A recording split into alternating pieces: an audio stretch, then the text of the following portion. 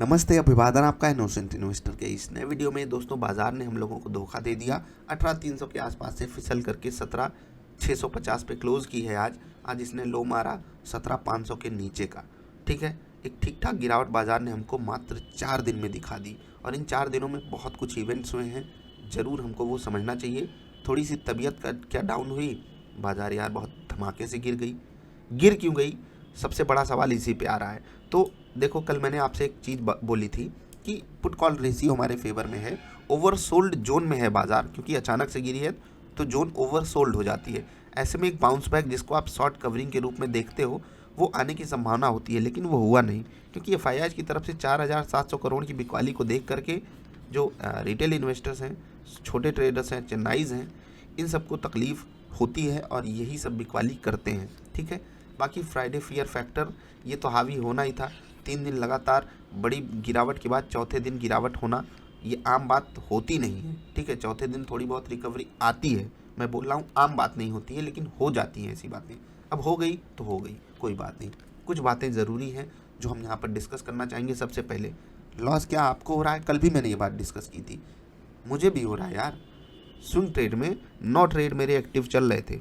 8 में जो मेरे ट्रेड्स बढ़िया मुझे प्रॉफिट दे रहे थे, 8 के 8 केवल 2 में मैं प्रॉफिट पे निकल पाया हूँ, और वहाँ वो भी टीएसएल के कारण। कुछ जगहों में मैंने टीएसएल से खिलवाड़ किया, और टीएसएल से खिलवाड़ इस तरीके से होता है ना, जैसे कल मैंने आपसे कहा था ना, ओवरसोल्ड जोन में आ गया है। ओवरसोल्ड जोन देख करके अरे अभी और कितना गिरेगा, लेकिन वो गिरता है। मैंने बोला है लॉ ऑफ एवरेज ही आपके काम आएगा, मेरे काम आएगा, तो उसको आपको देखना है।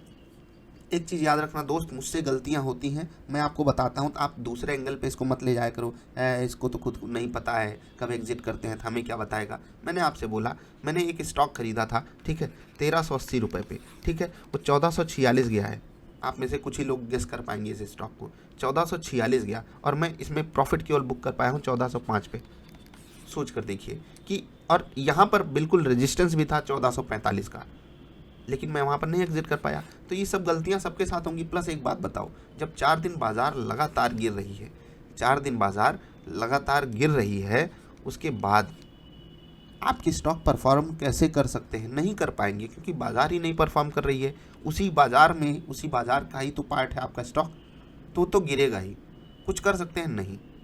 तो चलिए आगे बढ़ते हैं। ठीक, निफ्टी ट्रेडर सेटअप की बात करेंगे, उससे पहले आपको बता दें, स्विंग ट्रेड में जिनको भी लॉसेस हुए हैं उनको एक बात बता दूं कि देखो यार, पिछले 3-4 हफ्ते हमारे लिए काफ़ी कमाल के गए थे, तो ऐसा एक हफ्ता आना लाजमी था, वो आ गया। ठीक है, अब आ गया। अगले हफ्ते से एक नई शुरुआत आपको करनी है, नए ट्रेड्स की, क्योंकि मुझे पता है बहुत सारे लोगों के टीएसएल गए होंगे, बहुत सारे लोगों के इवन स्टॉप लॉसेस गए होंगे, क्योंकि यहाँ पर फ्रेश ट्रेड भी जनरेट हुआ था, और इतने से इतने के डिफरेंस में जो है, ठीक है, एक स्टॉप लॉस वाला जोन भी आ जाता है।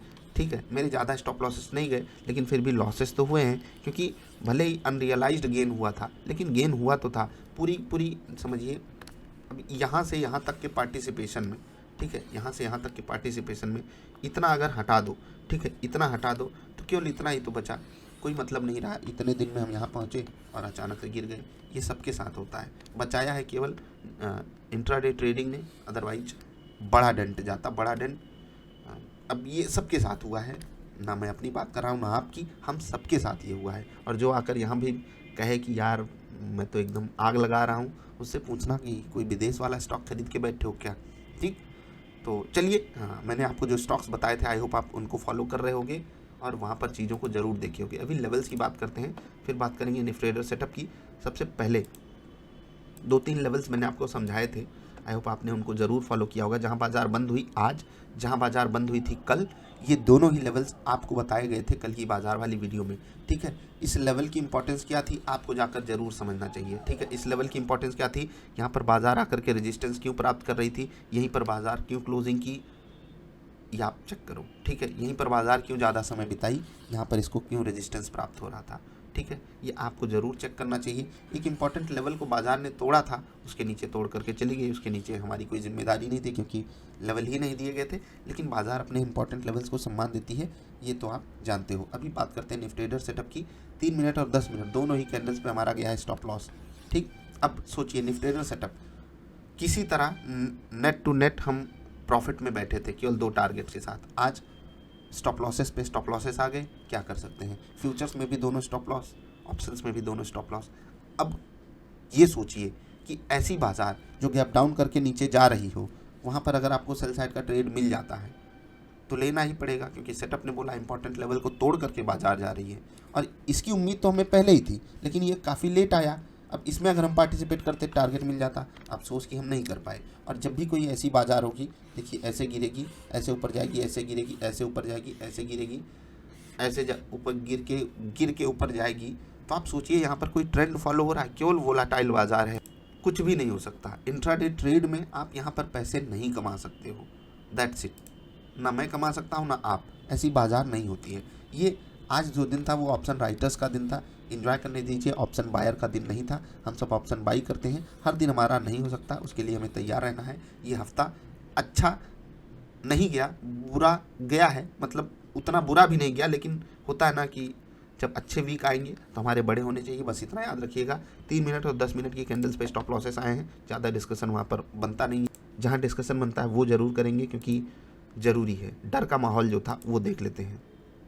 देखिए यहाँ पर क्या हुआ, इंडिया विक्स ऊपर गया, स्टेबल होने की कोशिश थी जब बाजार में रिकवरी आई, लेकिन उसके बाद अंततः क्या हुआ, जब बाजार अचानक से फिसली, इंडिया विक्स फिर से ऊपर। और आज इंडिया विक्स हमको डरा करके गया है। तो हो सकता है कि हम डर रहे हों और इंडिया विक्स अपने आप को संभाले फिर आगे से और संभले, क्योंकि वोलाटिलिटी जब भी बढ़ेगी यार बाजार में तो तकलीफ तो होने वाली है।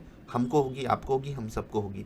इंडेक्सेस को देखिए, निफ्टी 50 मात्र 0.25% गिरा है, निफ्टी नेक्स्ट 50 0.2% नीचे, निफ्टी 100 1% नीचे, निफ्टी मिड कैप देखिए 2.5% नीचे है। और ये ज़रूरी है जानना, क्योंकि स्टॉक स्पेसिफिक बहुत बड़ा मोमेंटम हुआ है। कुछ स्टॉक्स तो एकदम कहर ढा रहे हैं, मतलब अपोजिट साइड वाला कहर ढा रहे हैं, दिल तोड़ करके रख दिए। मिड कैप में ज़रूर आपको स्टॉक्स देखने चाहिए गिरने वाले, LTTS, जील, कॉनकॉर, कैनरा बैंक, वोल्टास, देख रहे हैं। क्वालिटी भी यहाँ पर अवेलेबल है, घटिया स्टॉक्स भी हैं। घटिया मैंने किसको बोला हुआ आप समझ लेना, ठीक है। तो ये जब हैवी वेट्स गिर रहे हैं इतने भयंकर, तो क्या होगा। भागने वाले में कोई ऐसा था नहीं, और ना ढंग के भागने वाले थे, ना हैवी वेट थे, ना ढंग के भागने वाले। तो छोटे स्टॉक्स में आज बहुत बहुत दिक्कत थी। निफ्टी मिड कैप के बाद निफ्टी नेक्स्ट 50 अगर आप देखोगे तो भी यहाँ पर हैवेल्स हो गया, नौकरी, Hindustan petroleum, DMart, bank of Baroda, ये सब गिरे तगड़े से। आज स्टॉक्स बड़े भयंकर गिरे हैं, मार खाए हैं। बजाज फिनसर्व देखिए लगातार गिर रहा है, 5% नीचे। टेक महिंद्रा, श्री सीमेंट, कोल इंडिया, डिवीज लैब सब तगड़े से गिरे हैं।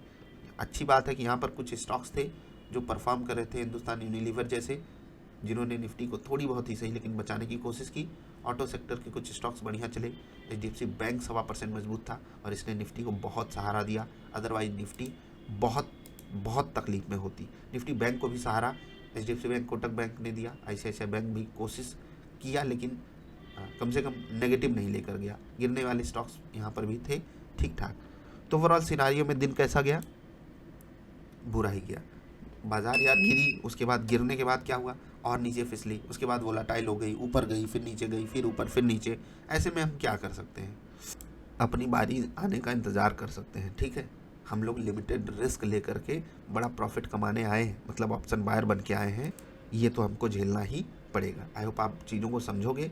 और जिन लोगों ने लॉसेस पे सवाल पूछा है, एक स्टॉक पे काफ़ी ज़्यादा सवाल आए, जोमेटो इतने लोग होल्ड किए थे मुझे नहीं पता था, और आज ही सवाल आए। इसका मतलब है कि यहाँ पर जो ये बड़ी सी गिरावट आई 9% की, इसने आप सबको तकलीफ़ दी, इसने लगभग लोज़ को अपने टच किया है, लोज़ को अपने तोड़ा है।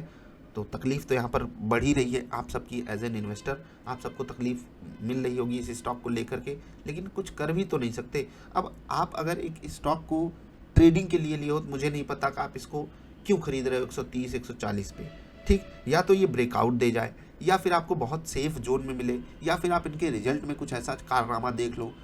कारण होना चाहिए ना किसी स्टॉक को खरीदने का। अब मैं आपको अगर कोई स्टॉक बताता हूँ जहाँ पर वैल्यू अवेलेबल है, तो उनके रिजल्ट को देख करके आपको बताता हूँ, देखो यार यहाँ पर ये स्टॉक आपको बढ़िया दाम पे मिल रहा है, आपको बाई करना चाहिए। लेकिन आप अकॉर्डिंगली अरेंज नहीं करोगे तो कहाँ से बातें समझ में आएंगी। तकलीफ़ सबकी बड़ी है। तो सवाल आप लोगों ने पूछा है, आपके लिए अलग से वीडियो बनाने की कोशिश करेंगे। हाँ, एक चीज़ 2022 की शुरुआत में एक आर्टिकल आया था, आई होप आप सबने पढ़ा हो, नहीं पढ़ा हो तो ज़रूर जाकर पढ़ना, क्योंकि यह आर्टिकल मैंने जब पढ़ा था, मैंने सोचा था आपके लिए इस पर वीडियो बनाऊंगा, लेकिन मैं वीडियो बना नहीं पाया। इसकी मैंने बात ज़रूर की है, लेकिन वीडियो नहीं बना पाया। आपको ज़रूर पढ़ना चाहिए। नितिन कामत जी ने ये आर्टिकल लिखा है और बहुत इंपॉर्टेंट बातें उनके द्वारा बताई गई हैं इस आर्टिकल में। इकोनॉमिक टाइम्स पे ये आर्टिकल पढ़ा है, तो इकोनॉमिक टाइम्स को आभार इस आर्टिकल को अवेलेबल कराने के लिए। और इसको जब आप पढ़ोगे ना, आपको पता चलेगा आप जो गलतियाँ कर रहे हो उनको आप तुरंत डिच कर सकते हो, हटा सकते हो अपने लाइफ से, और फिर कल से ही आप कुछ बेटर ज़रूर फील करोगे। तो ये करके देखिए, ठीक। इसीलिए मैं आपसे बोलता हूँ, खुद के हाथों में ताकत लाइए। किसी के भरोसे बैठोगे तो हमारे और आपके साथ कोई खड़ा ही नहीं है, कोई भी नहीं खड़ा है, हमारे अगेंस्ट ही चीज़ें हो रही हैं, इतना याद रखिएगा। No easy money, less than 1% active traders beat bank FDs. Bank FDs का मतलब क्या है कि 4.5% साल भर की बात मैं कर रहा हूँ, एक दिन की नहीं, एक महीने की नहीं, एक साल में 4.5% से ज़्यादा कमाने वाले 1% लोग भी नहीं हैं। ये आंकड़ा बड़ा खतरनाक है, बहुत खतरनाक, और ये आर्टिकल आपको ज़रूर पढ़ना चाहिए। मैं कोशिश करूँगा इस पे वीडियो बनाऊँ। ज़ोमेटो पे आई है क्वेरी, तो उस पर भी मैं कोशिश करूँगा वीडियो बना दूँ। बाकी अभी मैं आपसे विदा ले रहा हूँ। दिन अच्छा नहीं गया, लेकिन कोई बात नहीं, फ्राइडे था तो बाज़ार फ्राइडे फियर फैक्टर को मानती है, सम्मान देती है, तो देने दीजिए, अपना टाइम आएगा। अभी के लिए इतना, जल्दी मिलेंगे। वीडियो देखने के लिए आपका आभार। नमस्कार।